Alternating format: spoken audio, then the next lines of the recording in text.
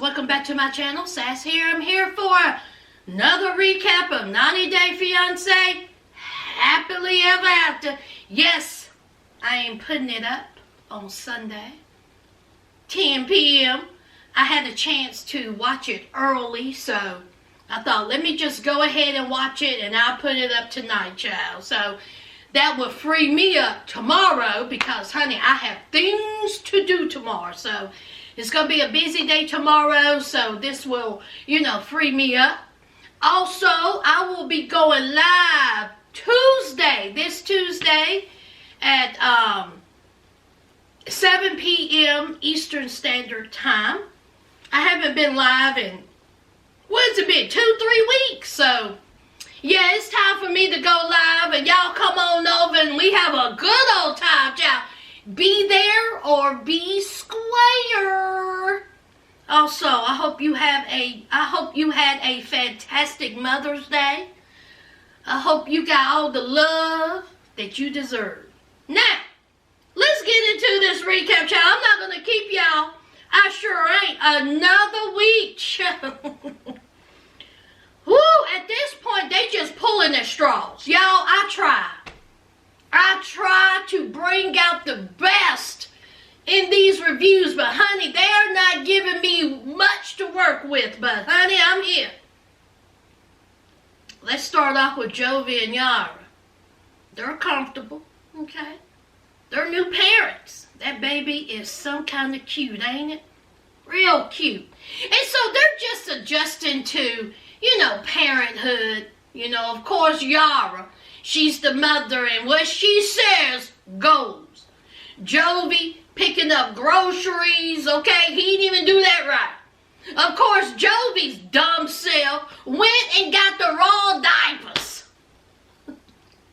Jovi, you got a newborn. On the diapers, it says newborn. Child, but anyway, at least he got diapers for later on. They will be used, okay? Of course, Yara was like, where's the fruit and vegetables? Jovi said, child, we ain't got time for that. Child, I got me some beer. I got me some processed food. That's what we gonna eat. So, of course, when Jovi wants to do something with the baby, Yara is there telling him, you're not doing it right. You're not holding the baby right. You're not changing the baby's diapers right. So, of course, Jovi's like, listen, it takes two. It takes two to make a thing go right. Hey, it takes two to make it out to say, hey, hey. Jovi said, listen, I'm the baby's father. Can I do something? Y'all was like, no, you can't do nothing. So here comes the saving grace. Here comes Jovi's mom. Jovi's mom come over, child. She got the baby, and she was like, now, I know not. Why don't y'all have the baby covered up in a blanket? It's chilly. The baby needs to be covered up. They were like, no, that baby fine. That baby don't need to be covered up. It's inside.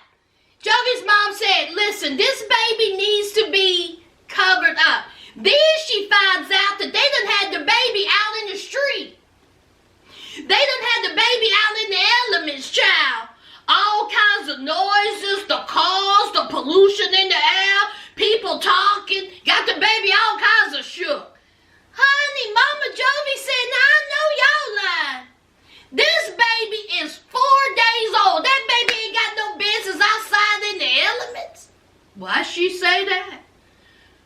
Mama Jovi? Now, you know you dealing with Yara, right? Yara said, you see, she appreciate Mama Jovi. She appreciate where Mama Jovi coming from. Her giving some advice. But let's not forget, I'm this baby's mother. And what I say go. How I want to raise this baby is how I want to raise this baby. And that's that on that. See, Yara, we understand that it's your child and Jovi's. He is the father. But see, when Jovi leaves for 2 months, and you're going to be alone with that baby, squalling, hollering, screaming, and you're about to lose yourself, who you think you're going to turn to? Who you think is going to be there to give you a lending hand? Mama Jovi. Because you ain't got nobody else to help you. So when Jovi is out there in Guyana, wherever he's going to be for 2 months, you're going to need that support. And it's nothing wrong with taking advice from, the baby's grandmother. She has raised a child, even though it is Jovi's child. She has raised a child. And you're going to need her. You're going to need her. You're not going to have Jovi, so you might as well get used and get some help. Ask for some help from Mama Jovi. She will be happy to do it. Child, let's move on. Let's talk about Usulu and Kalani. As we know, Kalani's sister, she's coming to live, with the family again. And so they done got balloons and decorations and, they're like, hey, Auntie B is here, child. She's coming. And we know Usulu, he's happy about it. Happy about it. He said he's a changed man and, hey, he's gonna welcome her with open arms. So the sister shows up, kissy, kissy, huggy, huggy. Everything is good. The Sulu says that he's glad that, she's there. Kalani and the sister, they go in the back and they're talking. And Kalani's like, a Sulu is all aboard for you living here. It took me back a little bit. I was a little shocked by it, but hey. He says that he's happy that you're here. Kalani's sister's like, now what's up with this? Something don't smell right. I smell something a little fishy. What is a Sulu's end game? Because see, this scares me a little bit. Kalani says, listen, as long as he's good, let's not, ruffle the feathers, child. Let's just go along with it. Later on that day, they're eating. And so they bring up buying a home. Kalani's sister said, you sure you want to do that? Sulu said, absolutely. It is time for us to get out this house, and it is time for us to buy a home. We got proof for it, so it's time for us to move on out. Kalani's sister said, you sure about that? I think that's a horrible idea. Let me stop right there. Now, y'all know I am not the biggest fan of a Sulu. And for them to get a loan for a house when he don't even work part of a part-time job, how is that possible? But Kalani's sister, this ain't got nothing to do with you, child. If your sister, who has been told numerous times about a Sulu, she even said it herself. A Sulu ain't working, ain't pitching in, I need a divorce, blah, blah, blah. We seen how he kind of shined last season or the season before that. But Kalani keeps bringing him in. Kalani stays with this man. So it's their decision. So Kalani's sister, just go ahead, mind your business. So here is Kalani's sister talking about divorce. And so a Sulu, honey, you can see he done got a little chest swole. Honey, he was like, oh my God. See, I'm trying to be calm. Because, see, we're going to be getting up out of here, so I ain't got to listen to her mouth. So he was like, you know what? I don't even want to discuss it, okay? We're ready to move out this house. We're getting the house, and that's that. Why are you breaking up divorce? We've been doing good. We ain't even talked about divorce. But the minute your sister walk in through this door, oh, here we go. She's done brought up divorce. She's being negative. She's butting into our marriage.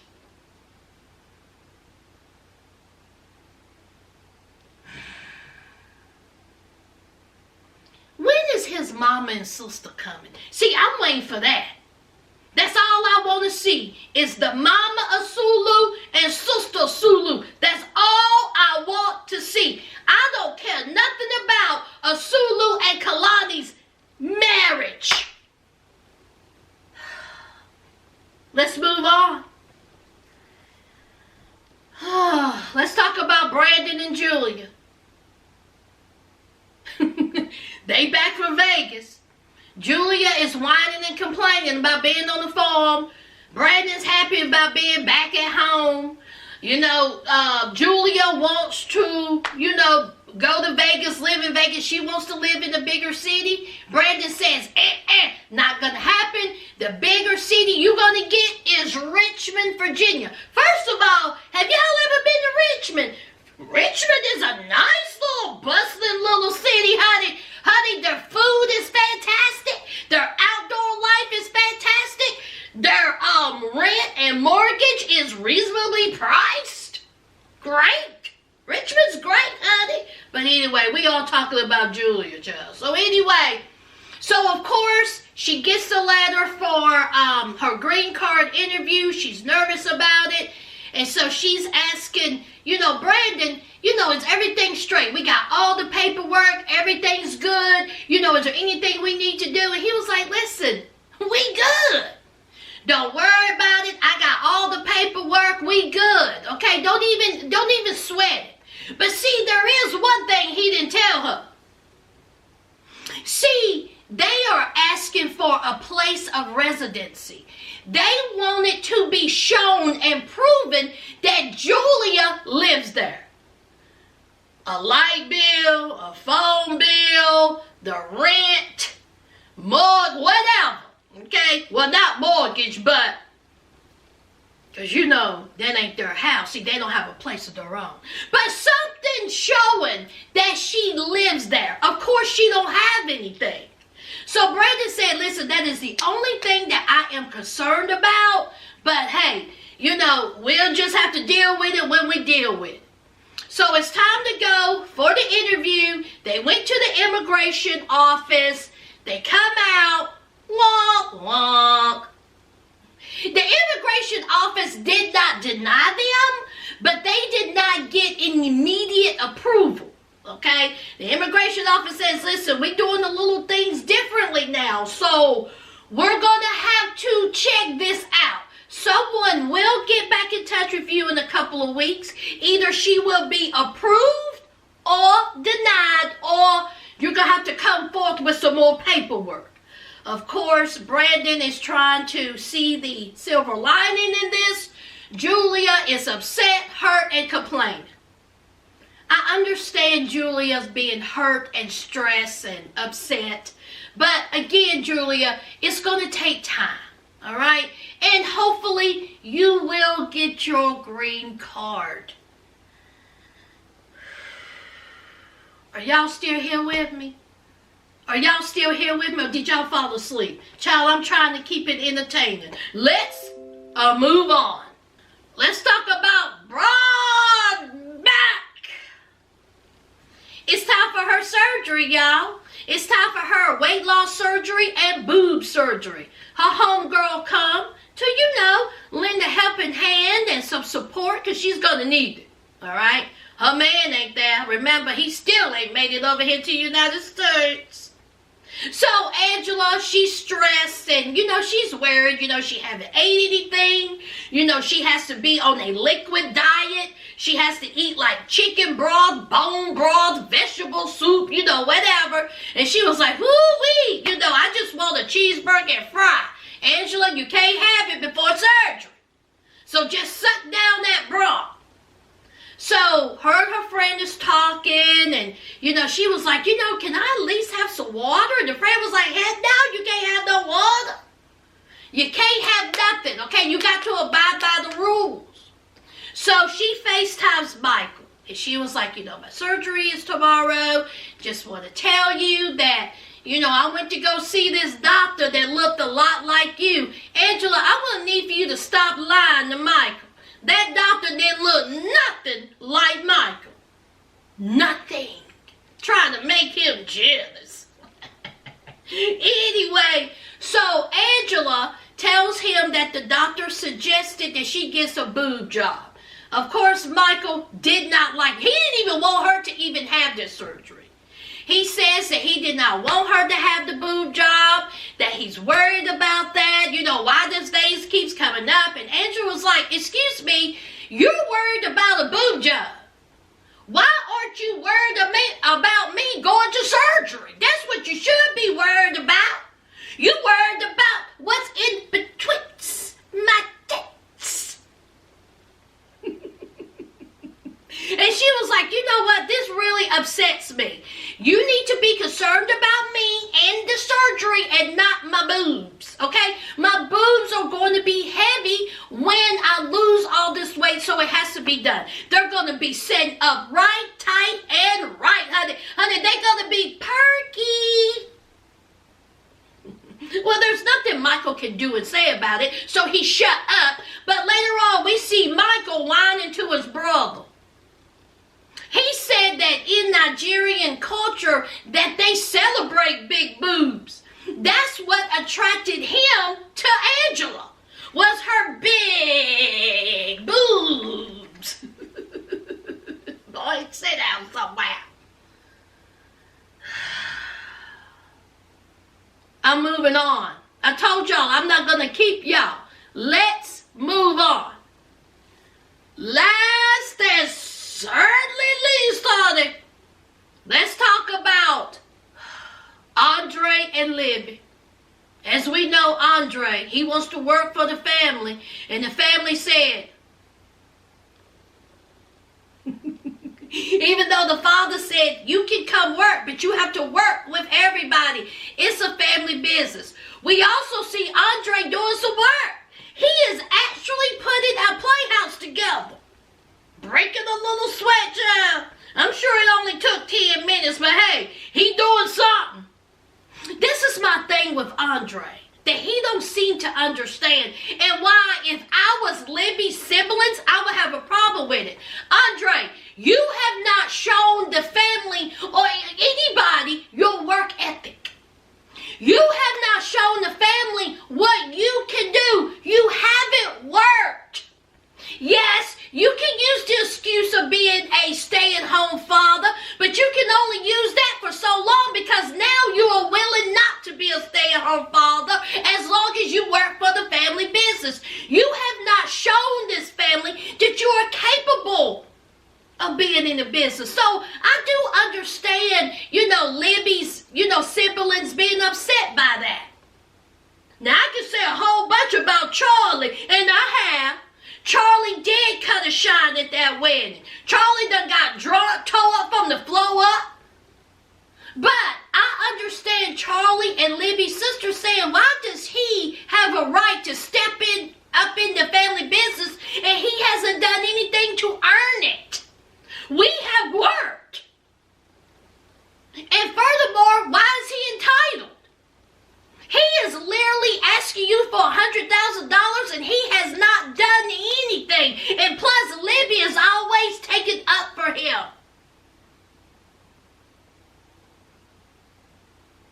And I understand where they're coming from. And plus, he gets there and start working. He gonna earn money.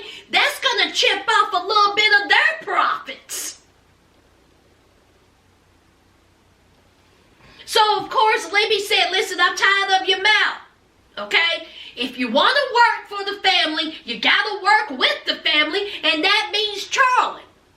And so, of course, Andre, he says, listen, I didn't ask to work for Charlie. I asked to work for your dad. I don't want to have nothing to do with Charlie. He tried to fight me. He cursed me. He cut a shine at our wedding, which y'all didn't pay for. Cut a shine at the wedding. I don't even want to talk to him, and I don't want to work for him. And Libby said, well, I don't know what to tell you. These are your options. So he pouted and stomped his foot, and he was like, okay, fine. So it's time for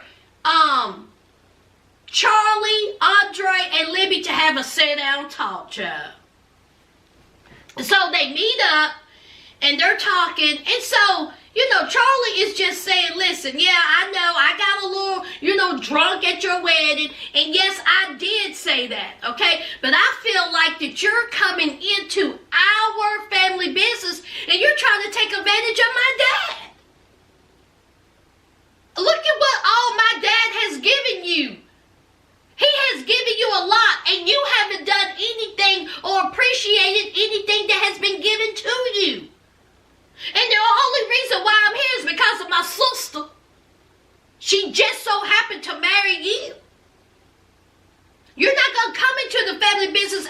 got to take over. So, of course, here comes Andre talking about that he had to meet with the dad and not him, and that he's part of the family, and all this bunch of stuff. So they go back and forth. And so finally, Charlie done had enough. And Charlie said, because of Libby, because you are married to Libby, I am willing to accept you, working for the family. Okay? But we all going to be working together. It ain't just going to be you and my dad. We got to show you the ropes. You start from the bottom. But Andre, he wants to already be vice president. Boy, get out of here. Y'all, that's it. I told y'all I wasn't going to keep you. I hope I didn't miss anybody. I hope y'all have a fantastic rest of the night. What did y'all think about this episode, child? I did my best. Y'all know what to do. Leave a like, comment, and subscribe. And until next time, friends, bye!